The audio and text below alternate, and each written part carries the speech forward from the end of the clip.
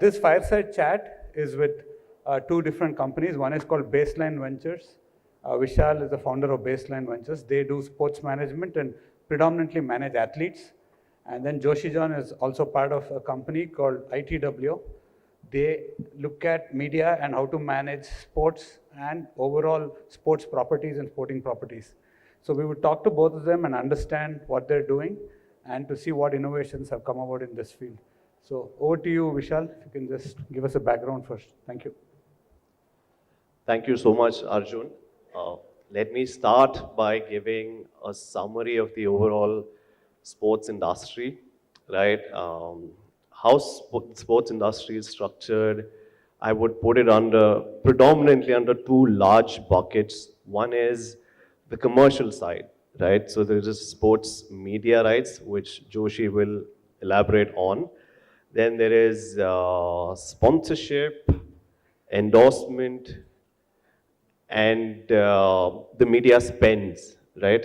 And the other three buckets are sports apparel, nutrition, and equipment. Now, sports apparel, nutrition, equipment make up for 60 to 70% of the total value of the sports market in India.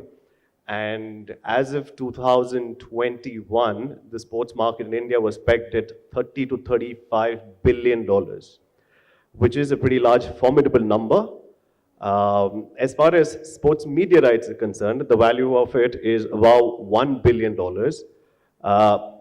Now, as far as a further breakdown is concerned into sponsorships, media spends, and endorsements,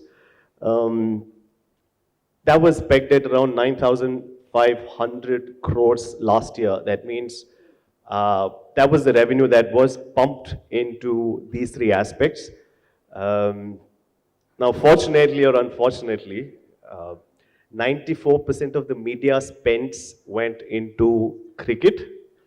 Right? As far as endorsements are concerned, there were 444 endorsements with sports people that happened last year, out of which 87% again went to cricketers, right?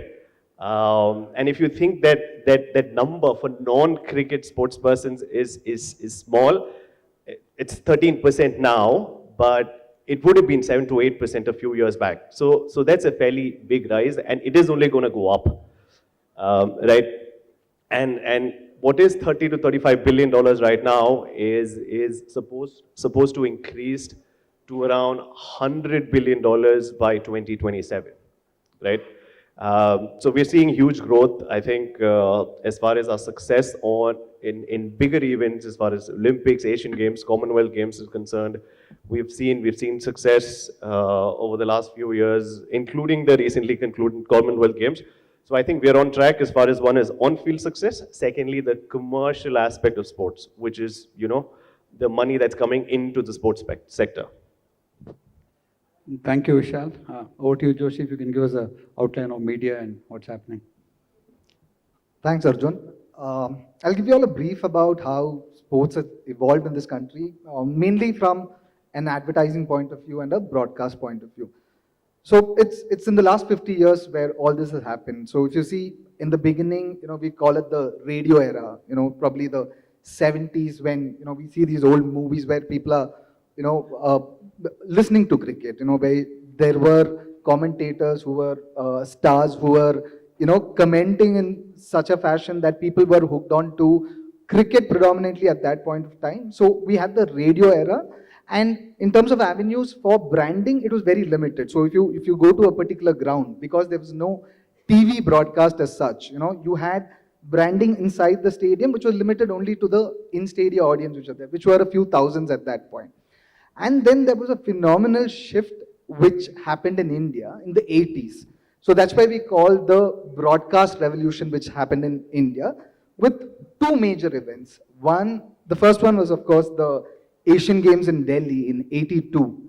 And then in 83, we had the ICC World Cup. So where India won, they beat West Indies. We were the underdogs. You guys have watched the 1983 movie. So a lot of you all know about what happened back then.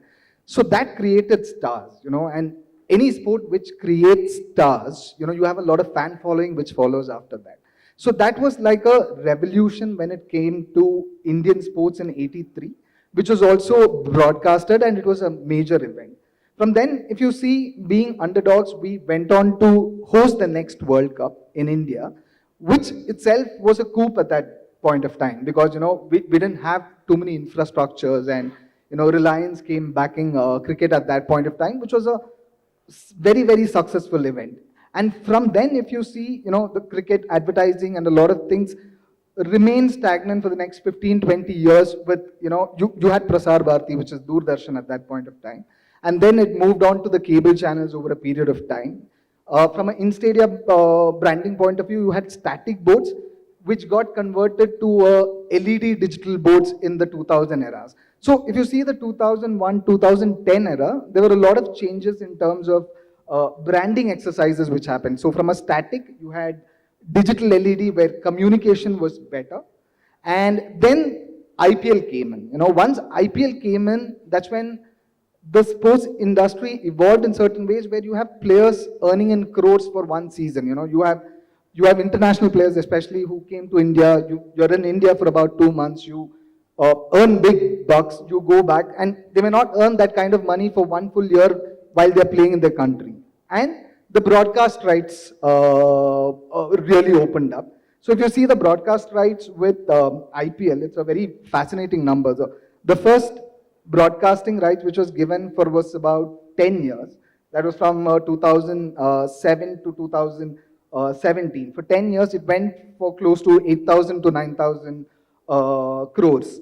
And that was a huge number at that point of time. And if you see in that, there are two rights which goes with broadcast. One is your linear rights, which is your regular channels, which is your Sony TV or Star Sports. Then you have your digital rights. Right now you have Hotstar and the other players who are there. So the digital rights was just at 3.5% for the first 10 years.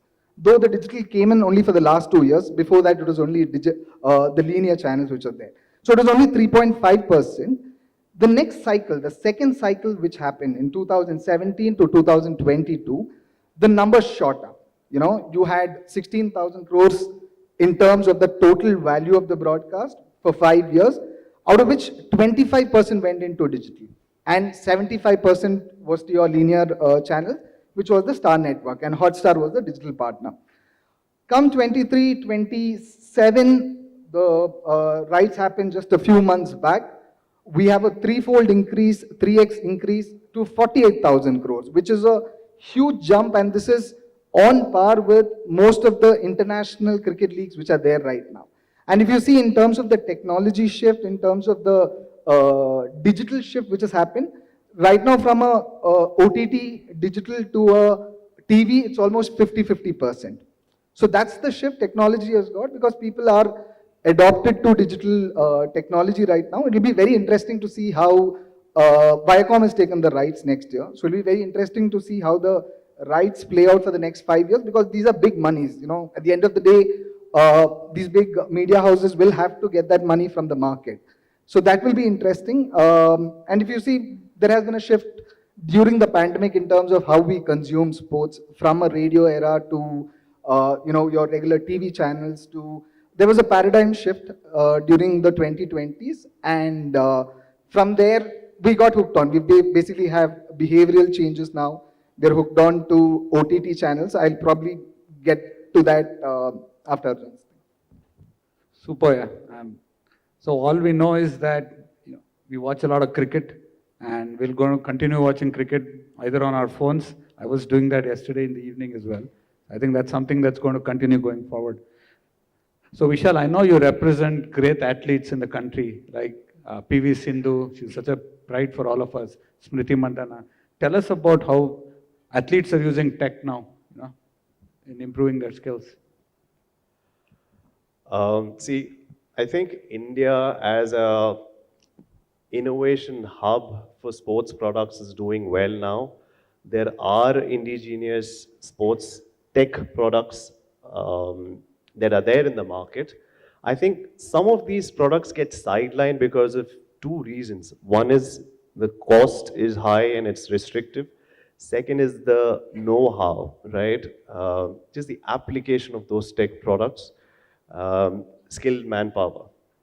right? From an athlete standpoint, to answer your question, it works great. It makes coaching more individualized to sort of, suit their body and pattern, right? I'd like to sort of cite two examples of how a couple of our athletes are using tech. One is with Spectacom, a company based in Karnataka, founded by the legendary Anil Kumble. Now, what they do is they make a sticker which goes onto the bat, right? Traditionally, in data, all data points have favored the bowler, right? There's been thousands of data points that bowlers could access and hardly anything for the batters. But I think what Spectacom does is, that sticker gives 4,000 plus data points to any batter. So that was one of the associations, right? I must say, in this context, that technology for Indian athletes sometimes now is a bit of a double-edged sword. And going back to the lack of know-how of people who have to sort of explain the technology, because there are two set of athletes. One of them, some of them get stressed with all this data, right? The other set completely know how to disassociate themselves from the data, right? Because now there are biosensors that probably show how tired you are before a tournament, right? And some of them really freak out. But then again, as I said, I think the solution is to keep integrating technology as much as possible into the system with skilled manpower, right, to help with the application of that technology, right? The second sort of example I'd like to talk about is another product based out of Bangalore. They're called Ultra Human. Some of you might be using it already. What they do is use gadgets, a glucose patch and a ring to basically monitor biomarkers in the body, which then tells an athlete about their recovery, sleep, energy levels, nutrition, right? And this, I believe, tremendously helps any athlete. In fact, Saurav Ghoshal, one of India's best squash players ever, sort of won a medal at the recently concluded Commonwealth Games. It was India's first men's squash medal, and he's been using this product extensively. So to summarize, I think as I'd mentioned, I think more of this technology needs to be sort of ingrained into our systems. I think we have a little bit more details on that in the next session as well. We have a speaker who specializes on that. So we'll delve into what data points you can get. I know now, Joshi, that with the advent of technology coming in, with mobile apps becoming so dominant, a new industry has propped up within a span of just 2 to 3 years, which is the fantasy leagues. And the revenue model and the business scale at which it has grown with the aid of technology and the entire digital transformation the nation has gone through with UPI. This is one story that has changed the entire fan engagement and the involvement of fans, right? Absolutely. So can you just give us some pointers on that? Absolutely, Arjun. So, I mean, that's what we call. So, right now, if you see anybody who watches sports, on your regular, be it cricket or a kabaddi or a kho or a football, we usually watch it on two screens. It's not just the TV, because there's a lot of content consumption which happens on your mobile as well. So, in terms of advertising, if you see, most of the brand, when they do campaigns, they do it on both the thing. One is the linear thing and the mobile channel, because the call to action is better. But from a fantasy point of view, if you see, one of the technology aspects is fantasy, Arjun, because fantasy sports in the last 10 years has evolved so much that it not only engages a fan or a sports enthusiast in a way where he is watching cricket or any other game, but he gets involved with it.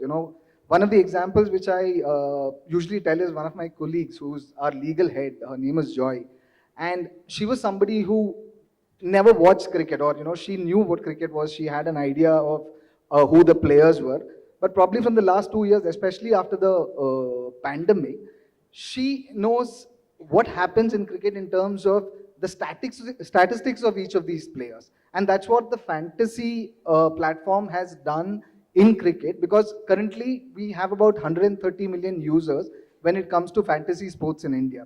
You have a lot of players, but you have the likes of Dream 11 and My 11 Circle, who are the biggest.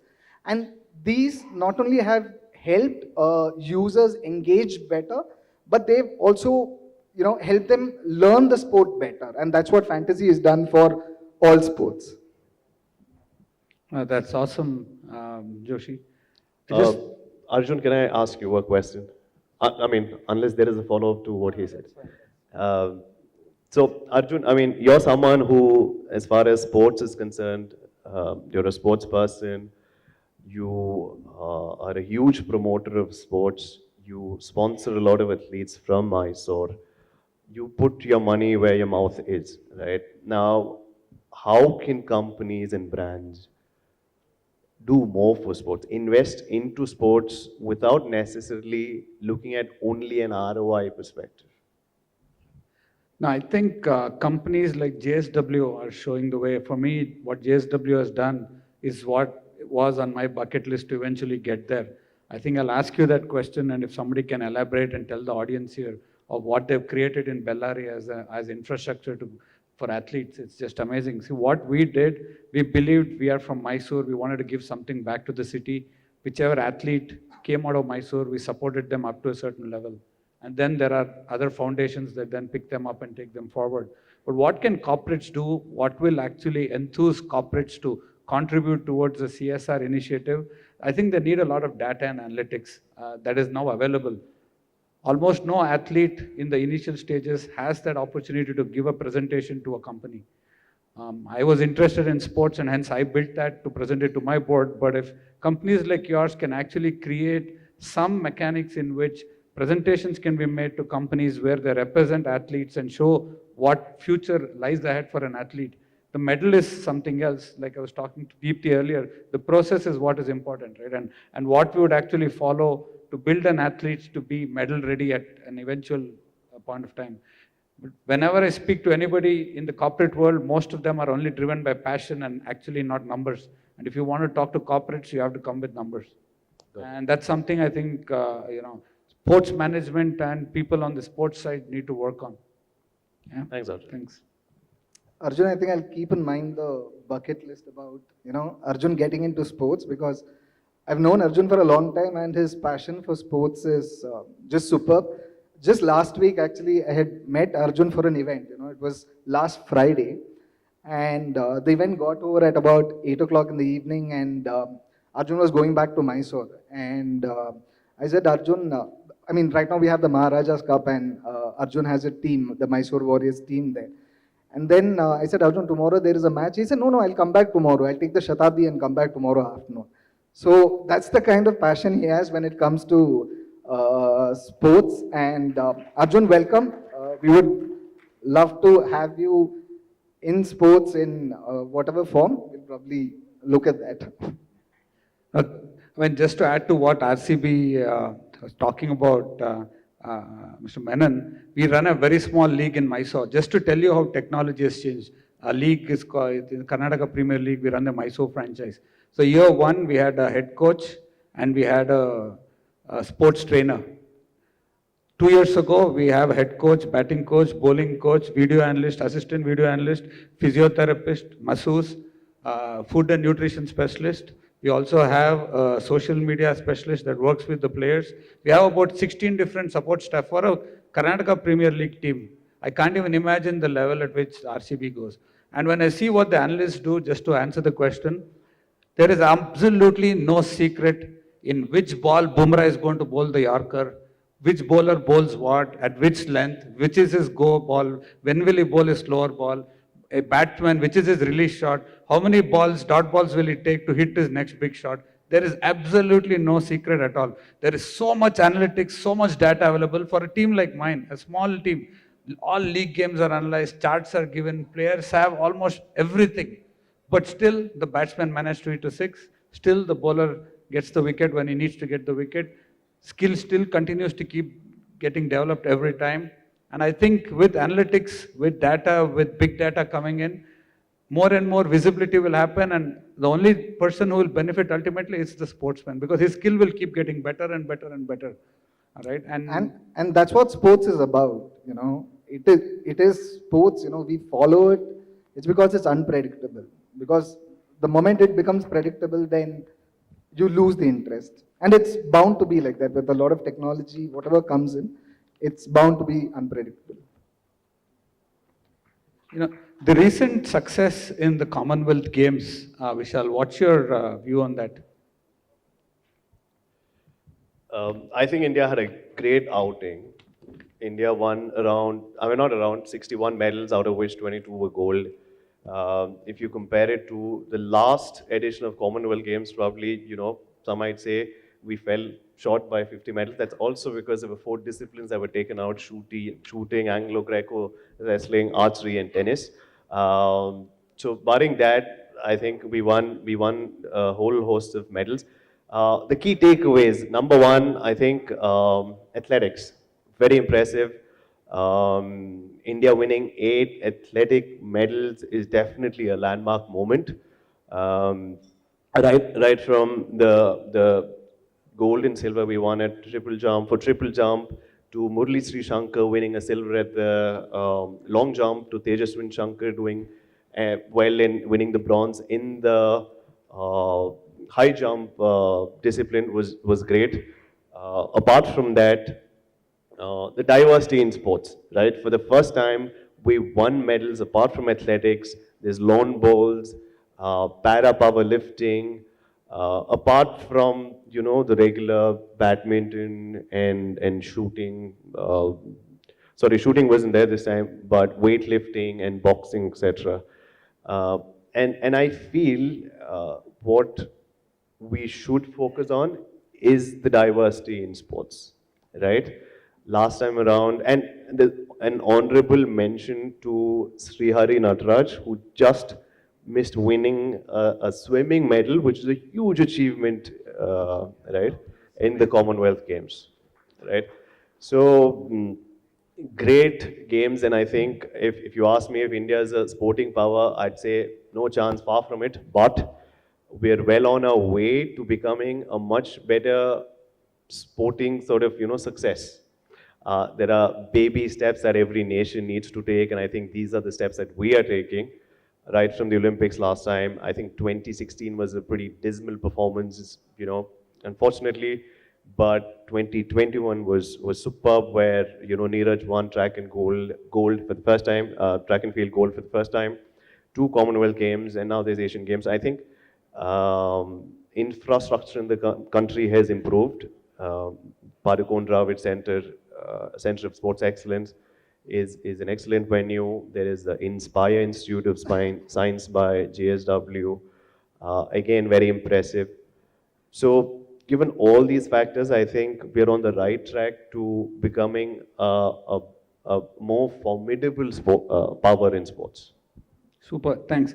Joshi, last question to you before I summarize. I know that 10 years ago when we started investing in cricket, the opportunities to advertise were limited. But with technology coming in, I know today that I can enter at a far smaller value. I can literally advertise per ball on the perimeter boards and on the side screen, because completely digital, and technology now lets you control a lot of advertising in stadia. Can you very quickly just tell us a little bit about that? Sure, Arjun. I mean, like I told you earlier, this change happened in the last 10 years. Earlier, there were just static perimeter boards which were there on the ground, and the communication factor there was limited, which changed with the LED boards which came in. Communication was better. You could have dynamic creatives which were there, and then the whole technology aspect changed to the OTT platforms. In the last couple of years, which is the future, because if you see, OTT and other platforms are the norm in Western countries, and usually India follows what the Western sporting leagues and other leagues have done previously. We usually follow. So that way we are a little bit behind, but in terms of the internet integration in the country right now, because of Jio and other players, we are at a much higher level. Like you said, Arjun, in terms of how marketers will buy ads in the future, it's called the unbundling effect. You don't have to buy a 10-second TVC where your advertisement is seen in the entire country. Say with the Hotstar and other digital platforms which are there right now, there's geo-targeting which is possible, demographic targeting which is possible, where you can just say select 5 metro cities, or you can just select Bangalore as a city, you can advertise there. So that's what the digital evolution has brought in terms of you can target your audiences, unless you are a pan-India brand. Even a restaurant based out of Bangalore can be a part of IPL in the coming season, and that's what technology has got in. That's awesome. Thank you so much. I think a huge horizon of sports and sports management opportunities, media investment as well. We have about 4 minutes left, so we can quickly take 2 questions or 3 questions, if there are any, please. Hi, my name is Uttejita. So I've been thinking, why OTT? Like, why can't you start, why rely on Hotstar or Z5? Like, I know many people have taken subscription of Z5 after, it started telecasting this sports and all. So why don't you start your own platform wherein cricket can be displayed there, like own OTT platform, like another like IPL or something? I'd love to, but if you can help me get about 10,000 crores of funding, I'll start it tomorrow only. No, I would say people would pay for the subscription, honestly. Because see, the Hotstar and Z5, there are so many people who have paid and then they're watching it because they're not able to watch on the TV or, transportation or something. So why can't you start your own platform? See, in terms of platform is one part of it, right? And then you have content which you need, which has to be played on the platform. So this content is what the broadcast rights or the media rights, what we usually talk about. Those rights are with various cricket boards or various league. For example, IPL is owned by BCCI. So there are major broadcast players who buy these rights. Like we told you, like what you asked, in terms of if I want to air, if I have a channel or if I have a platform like a Voot or Hotstar or Z5, why can't I run these matches? I'm not allowed to because I don't have the rights for it.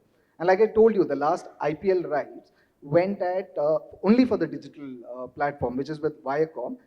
From 23 to 27, it was sold at 24,000 crores. So these are very big numbers, investments for any big corporates or media houses. Thank you. Any other questions? Yeah. Hello, sir. I'm Gaurav Hegde from Mangalore, CII. I'm also part of Surfing Federation of India. I'm the Joint Secretary for the Surfing Federation of India. Vishal, in your company, it's organically growing, the surfing activity is happening very fast. It's also in stand-up paddling, it's one of the fastest growing water sports in the world. But the penetration, it's a 20 billion industry also. The penetration in India has been very slow. And whatever support is being taken is basically from the government, tourism departments and all these activities. Now, recently, when we had a national championship around, in Chennai, Mangalore, and also in Rameshwaram. So companies are coming forward for sponsorship, but we invited the Sri Lankans, and some athletes are doing very well. Like a small kid, he was he beat the #1 from Sri Lanka, Vishal, any booster for all these athletes, since cricket and other sports athletes, you are supporting them. Any consideration for supporting this sport and the athletes, basically, because it's an Olympic sport now, and we are seeing a lot of potential among our athletes. And also with regard to marketing, whatever good, we get some of the best contents, and it's basically in digital marketing. But as you said, the linear TV, that doesn't cover much. So what's the scope in that? That's Quickly, can we just take the next 2 questions so we can answer together? Please, go ahead. Yeah. So, Vishal, Quite a few questions. same here from Paul. Hello. You have not mentioned anything of the volleyball here, but you actually promote volleyball very, very big in India. Is technology part of that? You are actually doing anything in the technology space, in the volleyball space for India? That's my question. So, the question, please. Yeah, go ahead. Yeah.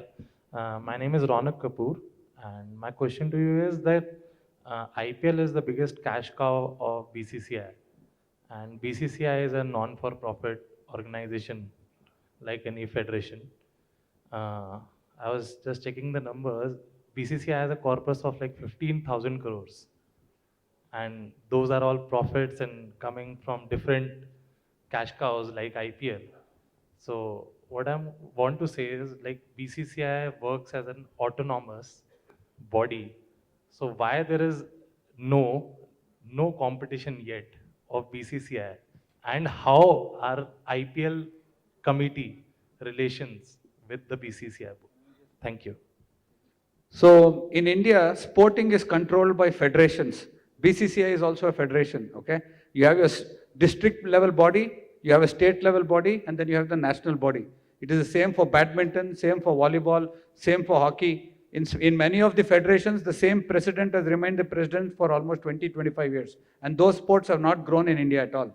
This is a big challenge that we have to face, and that's why companies like JSW are revolutionary, who moved away from it and created their own infrastructure for it. For any grassroots athlete to progress, the route is district level, state level, and national level. BCCI and cricket in India have got that covered well. If you look at how mass cricket has become, it is because of this infrastructure and the money flowing from BCCI to the state leagues to the district level. In Mysore alone now, in the last 5 years, we have 6 turf wickets to bat. The level of coaching camps and the support they're giving to league games has increased the number of sportsmen coming up. And that's why if you see in cricket, you have so much new talent coming in because BCCI is investing. Other federations like the volleyball league, for example, which is a revolutionary thing, I think I should have asked you about it, Vishal, which your company started. They've started the Pro Volleyball League in India now. It was fantastic. And now it's called the Prime Volleyball League. So you can touch upon that and we can close. Our time's up. Yeah, sure. So I'll combine that Thank question you. with Paul's question. Before that, on surfing, sir, we'd love to speak to you, discuss and see how we can collaborate. I think as Baseline, we've taken a lot of pride in representing non-mainstream, non-cricket athletes, right? Right from PV Sindhu ever since she was 18 years old, to Lakshya Sen, to Sarjan Prakash, to Nick Zareen. We even have a chess player called Tanya Sachdev on board. So 46 athletes. Majority of them are non-cricket, so we'd love to, try and collaborate and support the Surfing Federation as much as possible. On Paul's question, as far as Prime Volleyball League and technology is concerned, Arjun asked me to touch upon Prime Volleyball League. I think the biggest challenge for us was to get this up and running because it is India's first and only private league as of now, as far as the pan-India scale is concerned. And how technology plays a part in these leagues, especially in India, is mainly from a broadcast perspective, right? How you intersperse or combine streaming with data and statistics. I think idea would be to leverage that and provide a lot more data because volleyball as a sport is amazing, right? The vertical jump, people jump over like 70 centimeters. So that's what we'd like to do. We'd use technology to, leverage the excitement that the sport provides. Thank you so much. It was a very enriching session. Vishal Joshi. Thanks.